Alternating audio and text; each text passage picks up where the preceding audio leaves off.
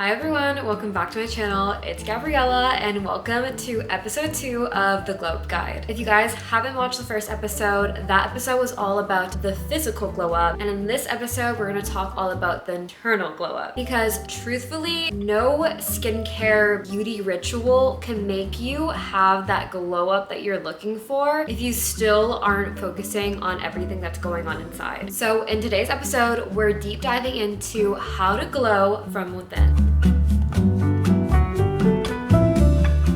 Before we get into any routines or habits, I want to start with something deeper, your mindset. Because once again, no skincare routine, wellness ritual can actually make you feel like you're glowing from the inside out if your negative thoughts about yourself are constantly keeping you down. It's actually something that you're going to have to do each and every single day until it becomes second nature. You're going to have to catch yourself when your thoughts start to spiral. You're going to have to intentionally choose to speak kinder, empowering words to yourself. It definitely is not easy, and I feel like social media tries to make it seem like it's an overnight switch, but the thing is, it isn't, but it will get easier each time you keep rewiring your mindset. That is where the real change is going to happen. Obviously, I want to give you guys a little bit more advice than just that. So here are 3 core mindset shifts that can completely change the way that you see yourself. Number 1 is stop waiting to feel ready. Feeling ready is kind of like an illusion. Most of the time, you are never ever going to feel ready. Not to start that side hustle, not to go to that new workout class, or take that next big step in your career. But confidence in yourself and in your actions does not come from waiting. It comes from actually doing the action and taking the leap. Every single time you take an action, even if it's imperfect, you are teaching your brain that you can trust yourself. And that is what builds real confidence. Not motivation, not perfection, but putting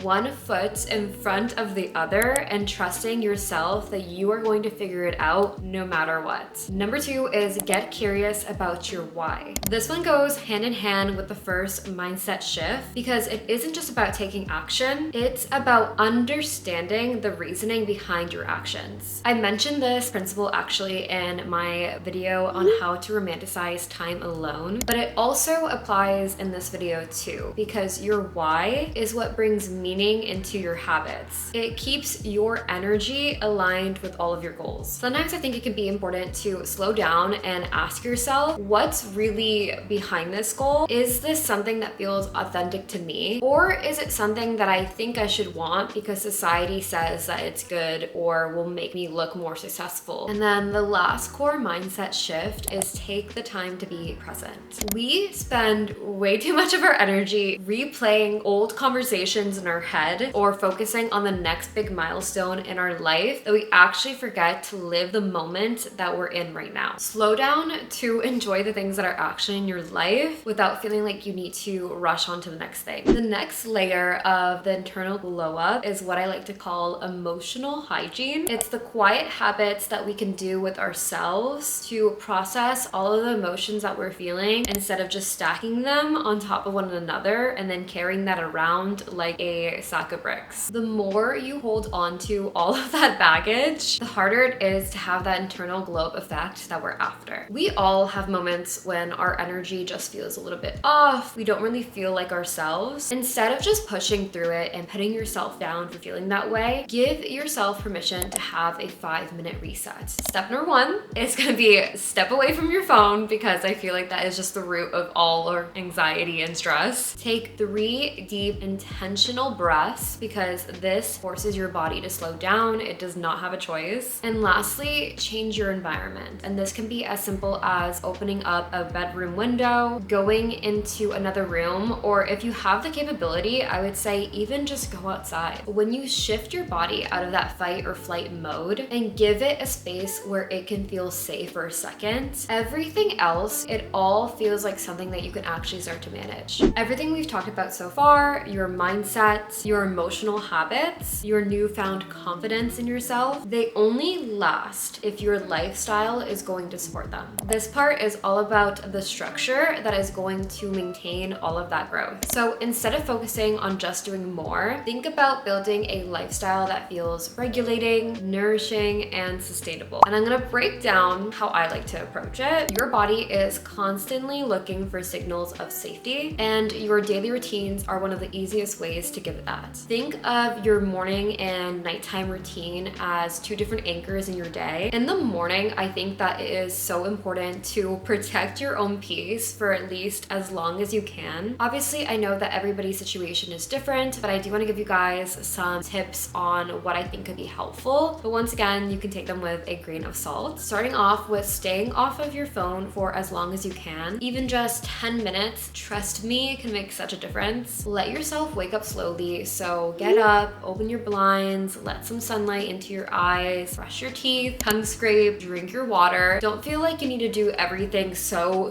quickly, because that is instantly gonna raise your cortisol and you're gonna feel so stressed out right off the bat. I actually watched a nervous system morning routine the other day on YouTube, and in the video she talked about how her body was always in constant fight or flight mode, and so she started practicing holding herself and telling herself that she was safe. And even in the video she mentions how it sounds a little bit silly, but it really works. And so I actually thought that I would give it a try. If I feel myself being really stressed out first thing in the morning, I will literally hold myself, like she said, and tell myself a few times I am safe. And I have actually felt my body feel less stressed out. I feel the stress leaving my body, and I can't really explain it better than that. But that practice, I truly believe in it, and I feel like you guys should also give it a try. And at night, you almost want to have routines that feel like a closing shift for your day. Start slowing down at least a couple hours before bed if you can. Dim the lights. Once again, put your phone away. Make yourself a cup of tea, journal your thoughts, just anything that really is going to signal your body that it's time to slow down. If your mind tends to race a lot at night, I highly recommend leaving a journal on your bedside, because that way, if you're having any thoughts, you can just write them down. If you want to remember a task that you need to get done the next day, you can jot that down as well. That personally helps me a lot, so I love that little tip. I think it's beyond beneficial. You'll start to notice that when your nights feel peaceful and you're actually getting a good night's rest, your mornings will start to feel easier too, and pretty much just your whole day. It becomes this full circle routine. The way that you eat impacts so much more than just how you look. It affects your hormones, your energy, your mood, and even how you think. Start the day off with simple, balanced meals that are going to make you feel good. Focus on protein, fiber, and healthy fats that are going to keep your blood sugar levels stable so you aren't crashing halfway through the day. Always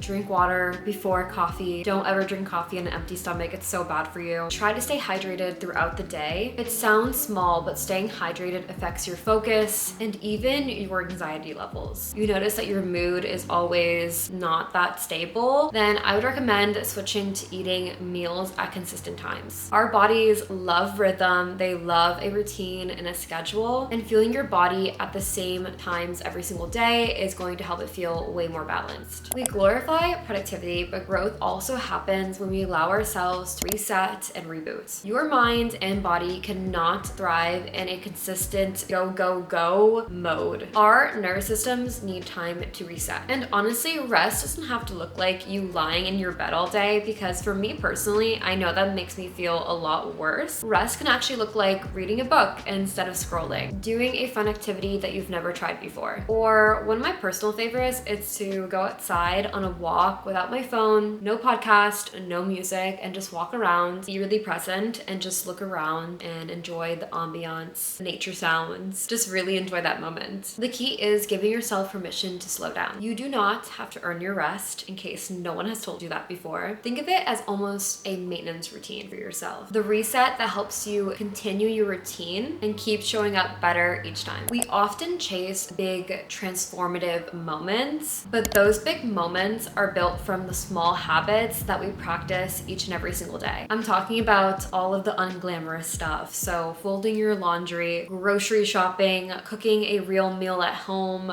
going to the gym. That is where the real self-care care that you have for yourself shows up. It's the quiet, consistent habits that keep your life running smoothly, even when nobody else is watching. When you start giving those moments more value, you can truly appreciate yourself more because you realize that you are the person who keeps showing up time and time again to make those habits happen. The other day, I was listening to the Pretty Basic podcast by Alicia Marie and Remy Parsons. And in the podcast, Alicia, one of the co-hosts, she talks about the principle of romanticizing your life. And she kind of just took a second to dumb it down to romanticizing your life is just all about being present. And I agree, but I would take it a step further. It's about being present, but also treating the moment like it's truly special. That could mean doing a little happy dance after you have that first sip of your morning coffee, playing some good music while you're cleaning your room, or like I was saying before, going on a walk and just noticing the small little details around you. Energy that you bring into those tasks is as important as doing the task themselves. I feel like I could make a whole separate video on this topic alone because building a lifestyle that is healthy, supportive, just overall wellness focused is so